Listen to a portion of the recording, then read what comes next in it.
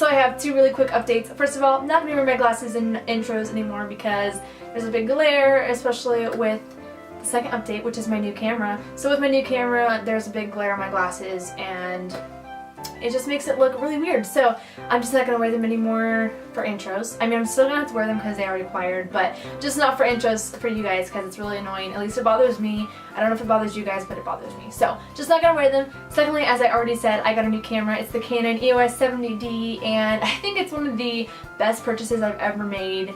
It's amazing. It's a phenomenal camera. If you want to get into photography or YouTube or anything like that, I definitely recommend this camera. It is a double thumbs up. So with that said, I'm going to try to keep this intro short. This is a DIY winter/Christmas treats video, as you could probably tell by the title. All these treats are delicious, and I think you should make them for a party or a party with yourself because, again, they're super delicious, really addicting, and yeah. So really quick before we get into the video, make sure to hit the big subscribe button down below. That way you will have my videos in your subscription box. Secondly, make sure you hit the notification bell if you want to know when I post videos. I'm going to try to post on Saturdays, but I might start posting 2 times a week in the near future. So if you want to know when I'm posting a video, you better hit that notification bell so that way you know. And lastly, use the hashtag Chloe's Christmas on Instagram or Twitter if you make anything from this video or from any of the other Christmas videos in my Christmas series this year. I hope you guys enjoy this video, and without further ado, let's get started.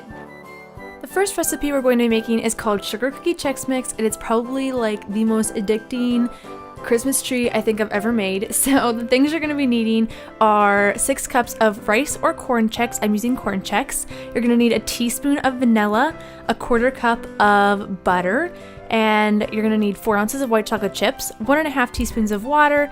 Festive sprinkles are optional, but I like the festive sprinkles, so that's what I'm using. You're going to need a 1/3 cup of sugar and a 1/4 cup of powdered sugar.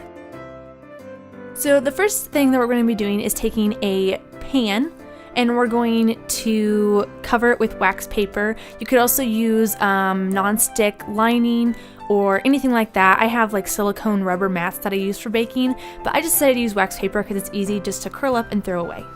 Next, we're going to be taking a microwave-safe bowl and we're going to pour 6 cups of our corn Chex into that. Then we're going to take a microwave-safe container and we're going to melt our 1/4 cup of butter, which is a 1/2 stick of butter. So once that is melted, we're just going to add in our granulated sugar, so a 1/3 cup of that. And we're also going to add in 1.5 teaspoons of water to this. And once you've stirred that up, we're going to lastly add in 2 teaspoons of our vanilla extract. And give that one more good stir. Now we are going to take our bowl of rice Chex, or corn Chex in my case, and we're just going to pour this butter mixture over top of the cereal and mix it together really well. And once that is done, we're going to put it into the microwave for a total of 4 minutes, but we're going to stir it every 1 minute. So put it in the microwave for 1 minute, take it out and stir it, and then repeat that 3 more times. It looks like coming out of the microwave, and now we're going to take our 1/4 cup of powdered sugar, and we're going to just pour that right on in there and stir it around until the cereal is evenly coated with powdered sugar.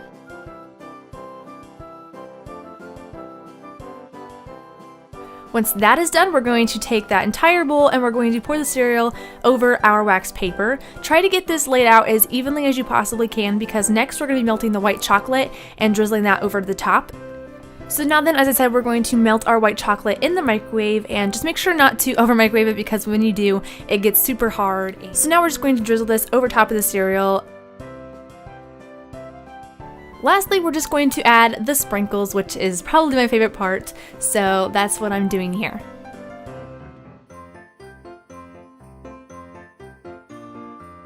And then I just put them into little paper cups, and that is pretty much it for this one. This next treat is one of my personal holiday favorites, and it's peppermint chocolate pretzels. They are so easy to make, but so delicious.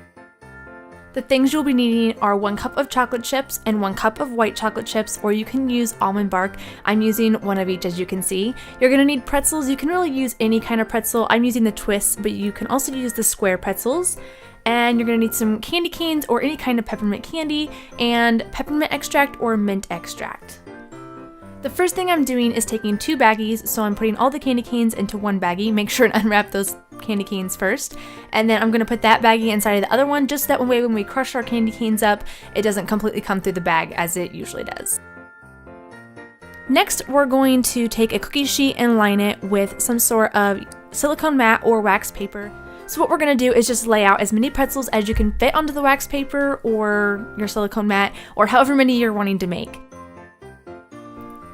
So next we're going to take our chocolate chips or your chocolate almond bark, and we're going to melt these in the microwave in a microwave safe container, and then we're also going to melt the white chocolate as well.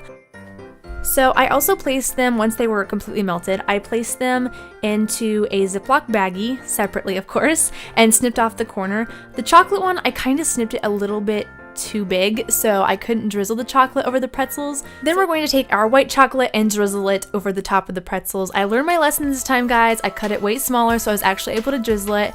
And then once we get the white chocolate on there, we're just going to add our crushed candy canes on top as well. So once I took them off of my pan, this is what they look like, and they are so delicious, guys. You have to try this recipe. This is unfortunately our last recipe, but it's these chocolate peppermint kiss cookies, which are really good if you like chocolate and peppermint. So the things you're going to be needing for this are a teaspoon of pure peppermint extract, or you can use mint extract, 2 eggs, 1.5 cups of flour, peppermint kisses of course, a 1/4 teaspoon of salt, a 1/4 teaspoon of baking powder, and a 1/4 teaspoon of baking soda, 2/3 cup of cocoa, or baking cocoa is what it's also called, 1/2 cup of brown sugar, and 1/2 cup of granulated sugar or white sugar. And you're also going to need a stick of butter, which is 1/2 cup. So we're going to add our 1/2 cup of softened butter, or 1 stick of softened butter, into a stand mixer or a bowl, and you can use a hand mixer for this. And then our 1/2 cup of granulated sugar and our 1/2 cup of brown sugar, and we're going to cream these together. So this is what it should look like once you've creamed them together, or kind of roughly what it should look like. And then we're going to add our eggs one at a time. So we're going to add one and then let it mix, and then we're going to add our second one and then mix that until it's well combined. Once that is done, we're going to add a teaspoon of our peppermint or mint extract to this as well. In a separate bowl, we're going to add our 1.5 cups of flour, our 2/3 cup of cocoa, and then our baking soda, baking powder, and salt, which is a 1/4 teaspoon of each. And then we're just going to mix that together with a spatula or a spoon works as well. Then we're going to add a 1/2 cup of this mixture into the bowl of our stand mixer, or our bowl of wet ingredients rather. And we're just going to add that 1/2 cup at a time, and then combine that, and then just keep adding until you don't have any more left. Once that is done, this is what it should look like, and now we're going to have to stick it into the fridge for 10 minutes. Now we are going to use a cookie sheet, and I'm using my silicone mat, but you can also just spray your cookie sheet with some cooking spray or cooking oil, but I prefer to use my silicone mat because the cookies came off super easily, and it's also very easy to clean up. So next, we're having to put some butter onto our hands, so I'm just using just some butter out of the fridge on my hands, and then we're going to roll our cookies into small balls. So now we're going to place these into an oven that has been preheated to 350 degrees Fahrenheit, and then we are going to place them in there for 10 minutes. As soon as they come out of the oven, we're going to place a peppermint kiss in the middle of each one. And surprising as it is, the kisses actually melt quite well, just because the cookie is hot, of course. So you don't need to worry about placing these back in the oven for a minute or two. The kiss on top should melt quite well. So now then I'm just going to transfer these to a cooling rack, and this is what they look like when they're all done. I think they look really cute, and they're also really, really delicious. So I hope you guys enjoyed this video. Thank you guys so much for watching. Don't forget to give this video a thumbs up if you liked it, and comment below letting me know what you thought of this video and any other videos that you guys would like me to do in the future. Thank you guys so much for watching, and I will see you guys next time. Bye guys!